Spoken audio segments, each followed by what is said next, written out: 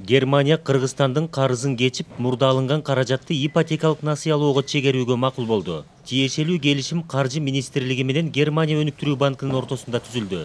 14 миллион 900 миң еврону эми Кыргызстан турак жай сатып алууну каалаган жарандарга сарптайт. Германия өнүктүрүү банкы мындан сырткары ипотекалык компанияга дагы 9 миллион евро бөлөт.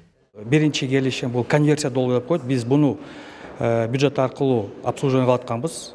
Бул эми немис тараптары туура түшүнүп, ошол конверсияны бизге төлөбөй эле ошо ГИК компанияга жөнөткүлө деген мындай сунуш менен колдоп берди. 9 миллион бул жаңы келишим, бул жаңы каражат болот. Ошо немецкий банк развития, ошо жаңы кредит, грант соглашение деп коет.